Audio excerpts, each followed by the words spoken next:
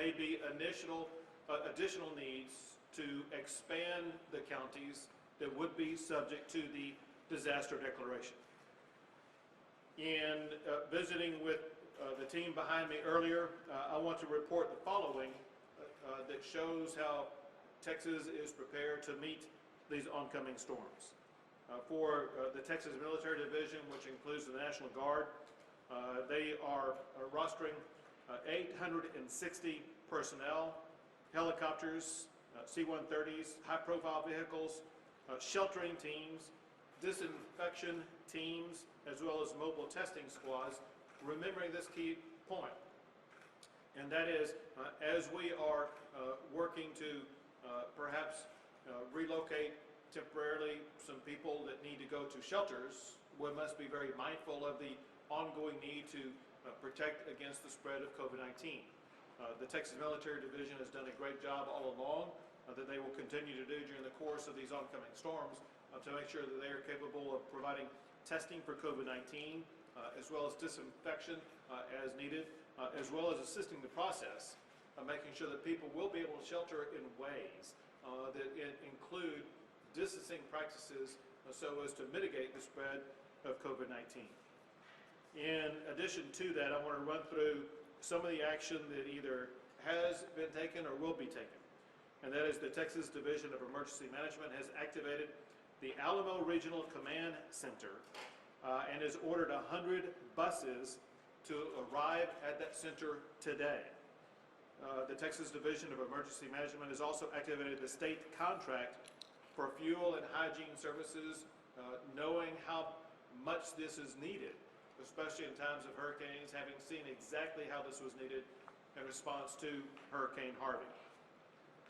The Texas Division of Emergency Management, Mass Care, is working with VOADS regarding shelter capacity, feeding, and other support operations with the capacity to shelter at least 5,000 evacuees, which has already been identified. They are also packaging shelter sanitation kits for deployment, and they have relocated one tractor trailer of MREs to the state warehouse in San Antonio. TEACS has rostered 35 personnel, search and rescue team, pre-positioning 8 swift water boat squads along the Texas coast, and 3 high-profile vehicles. The Texas Department of State Health Services has activated 50 ambulances and medical incident support personnel. They also have identified 2 current COVID facilities that can be converted into medical shelters, one in San Antonio and one north of the Houston area, to make sure that we will be able to continue to provide for the needs of anybody who may have COVID challenges.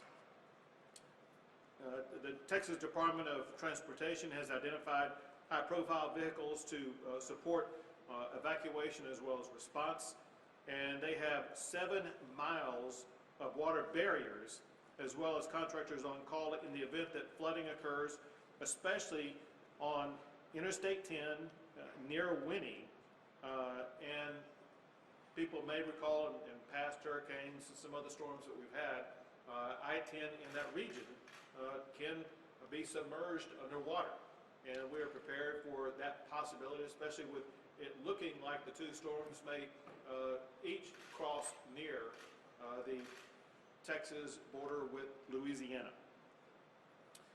The Texas Health and Human Services Commission has activated the state ice and water contract.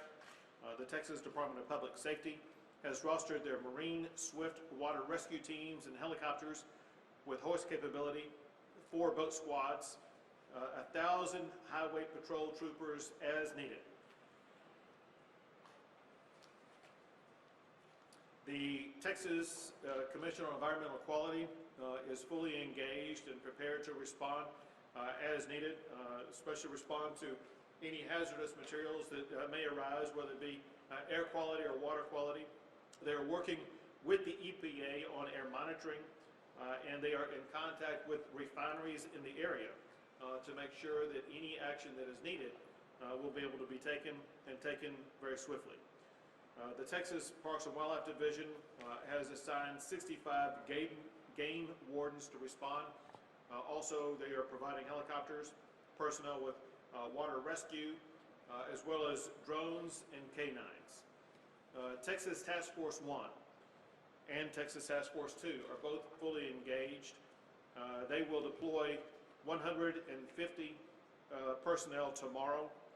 That will include swift water rescue teams, helicopter evacuation teams. In addition to all of that, the Texas Forest Service is fully engaged, prepared to respond as needed. And then lastly, I will say that I had the opportunity before this to speak to both the regional director for FEMA as well as the head of FEMA in Washington, D.C., Pete Gaynor, both of whom have committed to work collaboratively with Texas to make sure that we have everything that we need to respond to these ongoing or oncoming hurricanes. Lastly, let me say this, and that is it's incredibly important for everybody who could be in the pathway of these storms to constantly heed local warnings about what may be happening in your community, understanding that this is very swift moving and there could be rising water happening very quickly. And so it is essential for everybody who could be in the pathway of these storms to do everything you can to stay informed about what's happening. Remember the standard language, and that is, do not drive into high water, turn around, don't drown. We lose so many lives of people who drive into water. We do not need that to be taking place. And so heed local warnings. And then the last thing, and that is, as we respond to these oncoming hurricanes, it is essential that everybody in every community continue to do everything that you can to maintain your distance from others, to remember the safety practices that you have adopted over the past few months, and that is to wear a mask, to sanitize your hands, to use all the strategies that now have proven to be so successful in Texas.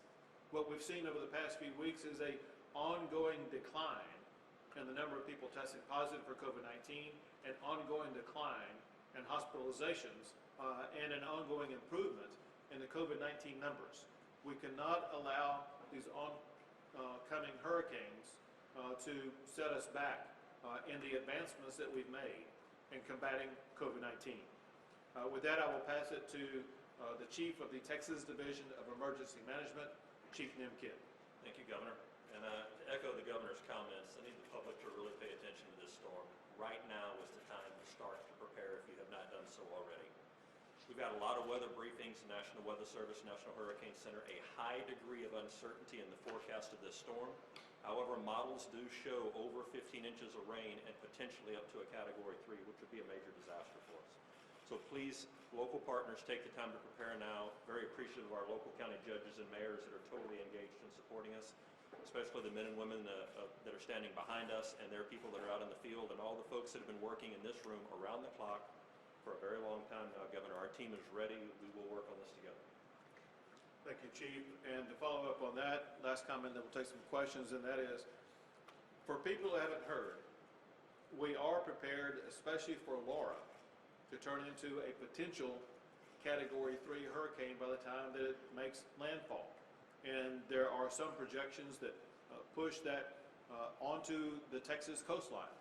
And so this is the time when everyone needs to begin preparing for these oncoming hurricanes and make sure that you take action to save your lives. Remember, your life is far more valuable than your property. Your property can be replaced, your life cannot. Make sure you do everything you can to save your life and the lives of others. We'll take a few questions.